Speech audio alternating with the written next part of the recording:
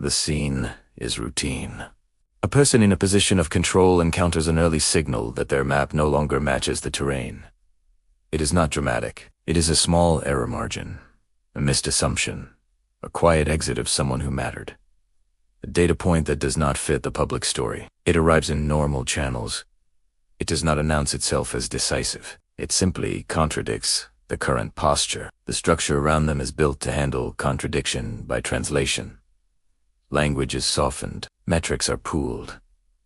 Outliers are labeled as noise. A meeting redirects.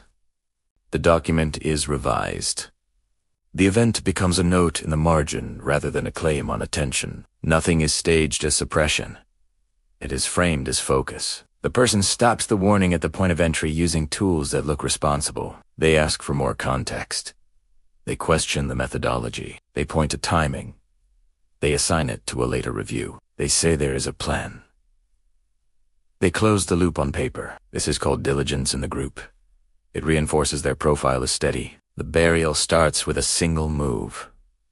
Remove urgency. Once urgency is removed, priority drops. Once priority drops, the signal competes with everything else. In a crowded queue, it loses. Work continues as if the warning were handled. It is not handled. It is absorbed into routine. A real warning was buried to protect image. From inside the pattern, the act feels justified because it preserves flow. The person rationalizes that attention is limited and must be spent on what is certain. They tell themselves that reacting to every signal is costly. They turn an unresolved event into an input to be weighed later. It feels like management, not avoidance. It reads as restraint, not fear. Status architecture makes admission of misread costlier than delay. The person has an identity tied to correctness. They host an audience conditioned to expect confidence. The group has created feedback that rewards smooth continuity over sharp updates. Acknowledging the warning would show a break in the line. Keeping the line straight is insane. They consider the audience that would see any shift. Competitors would gain language to use against them. Internal rivals would have a moment to look valid. The person predicts these responses and decides the warning should not be amplified. They reclassify it as premature. Once reclassified, it no longer justifies change in stance. It becomes a private note. There is also the matter of sunk effort. Hours already spent cannot be reclaimed. Networks already formed cannot be rebuilt quickly. The person calculates the cost of reversal and compares it to the discomfort of doubt. Doubt is cheaper in the short range, so doubt is hidden. Action stays aligned with earlier claims for continuity. The decision is supported by the team's learned behavior. People around them understand what is rewarded. Direct contradiction is not rewarded. What is rewarded is alignment that includes small caveats. So they deliver exactly that. They frame the warning as not material. They add a slide. They assume the person already sees the full picture, and they do not press. Silence is presented as consent. The person misreads silence is proof that the warning lacks weight. They assign low signal value to sources that bring friction. They learn to interpret dissent as style rather than substance. They tell themselves they have heard it before. They maintain a mental model where their own pattern recognition outruns local anomalies. The warning becomes an anecdote. Behind the scenes, language shifts further. Iswas become nuances. Misses become delays. Variance becomes seasonality. Questions become off-topic. Person internalizes these labels and forgets the raw form of the warning. Each round of retelling strips it of force. What remains is a version that never asks for a decision. This is reinforced by pacing. The person moves faster in public to prevent questions from landing. They control agendas. They close rounds early. They respond to partial data with definitive tone. People adhust. They stop raising material that will only be flattened. The person then claims that no one is bringing real problems. The loop is closed. Trust was lost and status began to slip. The warning, now buried, changes the person more than the environment. Their perception compresses to match what can be spoken without breaking face. They narrow their sampling to voices that echo their view. Performance is measured on the basis of planned outputs, not impact. Their sense of accuracy drifts. They stop noticing the drift. They build protective scaffolding. Hiring favors safe loyalty. Reports are rewritten to match preference. Audits are scoped to confirm compliance rather than truth. The system becomes skilled at producing clean visuals and calm narratives. The warning's original content has no path to reach its target without crossing grained resistance. That resistance is not flagged. It is simply baked into the process. From inside the pattern, it seems like maturity. They call it seasoned judgment. They say they are controlling volatility. They claim to be filtering out noise that would distract the team. They believe that clarity requires strict gating of input. They wear the ability to ignore discomfort as proof of discipline.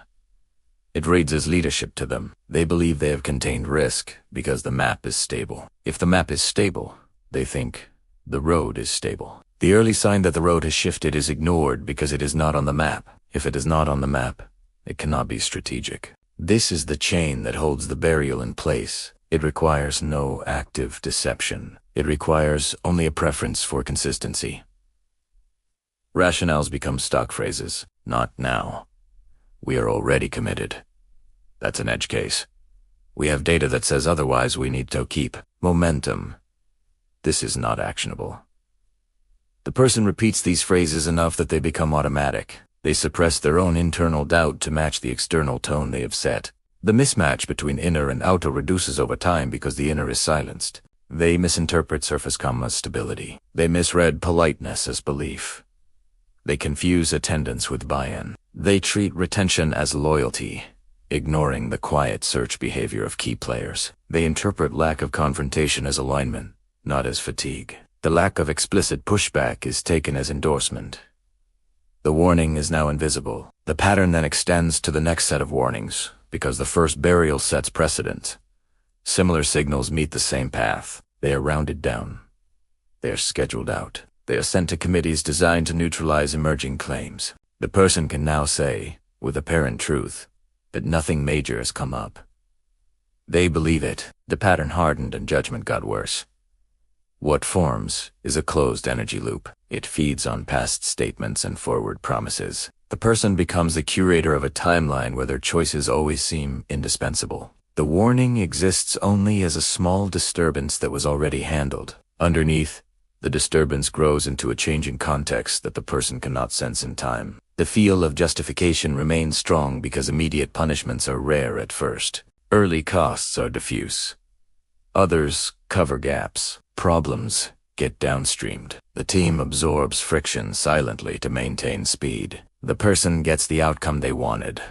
No visible disruption today. The lack of immediate pain is taken as evidence the burial was correct. This is not an isolated trait. The pattern forms more isolated in environments with reputational markets that punish reversals. It thrives in status systems, where confidence is overvalued. It is common in roles where the signal-to-noise ratio is hard to assess, and where decision-makers become insulated. It emerges where incentives reward continuity and where early doubt is priced as weakness. It needs no malice. It needs convenience and fear. The warning that was quietly buried is now an anchor on perception, not a note in a file. The person does not notice the anchor. They notice only the comfort of a narrative that matches their past. When new information arrives, they fit it into older lanes. They reclassify it to avoid accumulating account of misses. They called this pattern experience. There is a direct effect on how they scan the field. Their attention shrinks. Their receptive range narrows. They hear fewer outside voices. They read fewer unfiltered sources. They ask fewer open questions. They think they are focusing. They are not focusing. They are filtering. Observers within reach notice the burial, even when nothing was said. They tracked a moment when the person refused a friction point. They file it under won't hear it. They recalibrate their expectation of being able to move reality through this person. They adjust how much to bring them. They begin to root around. The shift starts here. Part 2 does not add new choices. It shows the cost of these. Once the warning is buried, the person's profile updates in other minds. The update is quiet. There is no single statement. There is a shared adjustment in how others model them. They are now seen as someone who prefers narrative maintenance over exposure to uncomfortable data. They are still included, but in a different way. Their function in the system changes. The first change is in candor. People with access start to prune what they share. They tell them what will not cause friction. They move sensitive content to private channels that exclude them. They control optics in front of them to protect their own standing. They protect themselves, not the person. The person interprets this as respect. It is protection. Their authority was taken without any fight. The second change is indiscretional effort. People stop spending extra energy on their goals. They fulfill formal duties and keep their names clean. They reserve real effort for spaces where reality is admitted. They triage their time, and the person moves lower on the list.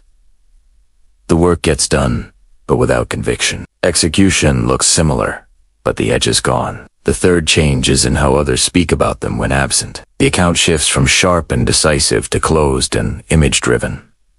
This is not loud. It is not a campaign. It is a low-level consensus that shapes choices. Invitations narrow. Briefings involve them after the core decision is made. They are informed, not consulted. People stopped believing what they said. Reputation moves through weak ties. The buried warning becomes a story told in shorthand. They don't want to hear it. They already decided. Bring them in for sign-off only. These lines spread. No one needs to attack them.